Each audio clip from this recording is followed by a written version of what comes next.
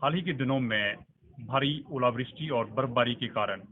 हमारे हिमाचल प्रदेश के किसान और बागवान भाइयों का बहुत नुकसान हुआ है। और यहाँ तक के जो हमारे बागवान भाई हैं, उनकी तो जो सेब के पौधे हैं, वो तक टूटे हैं। और एक पेड़ को पैदा करने में लगभग 15 वर्ष का समय लग जाता है और उसका जो नुकसान है वो सदा के लिए हुआ है वो आने वाले समय, क्योंकि हम ये जानते हैं कि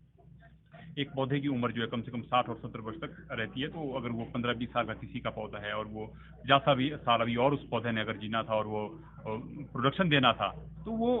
उसका वो महरूम हो गया है उससे। तो कहीं ना कहीं हमारे जो दूसरे सब्जी उत्पादक किसान है प्रदेश भर में, जिन्होंने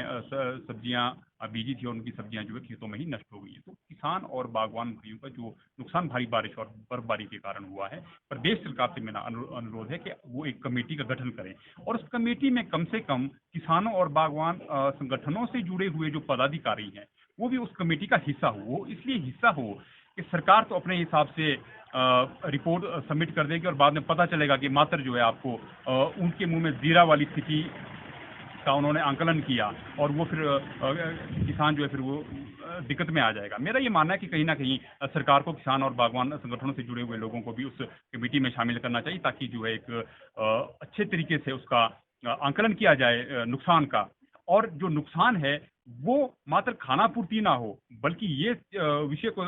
समझ में रखते हुए कि कोविड का दौर है, लोगों के पास इधर उधर जाने के लिए समय नहीं है, वो डरा हुआ है, बीमारी से डरा हुआ है और उसकी जो आर्थिकी है वो कहीं ना कहीं बागवानी और किसानी पर ही चलती है। उसके बच्चों की फीस उसी इनकम से जाती है और उनका जो बीमारी शिमारी का जो खर्चा आता है उसी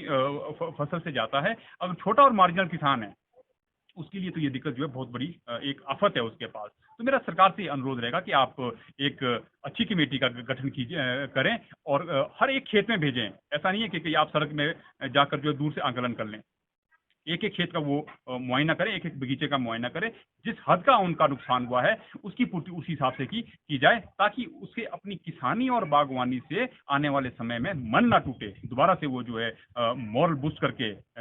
दोबारा अपनी किसानी और बागवानी में लग जाए। अगर ऐसा नहीं होता, ऐसी स्थितियां पैदा अगर नहीं होती है, तो कहीं ना कहीं जिस तरह से सिंगू बॉर्डर के ऊपर किसान लोग धरना देकर बैठे हैं, उसी तरह से हिमाचल प्रदेश के किसानों और बागवान भाइयों को भी प्रदेश सरकार के खिलाफ जो है अपने मुआवजे के लिए जो है सड़कों पर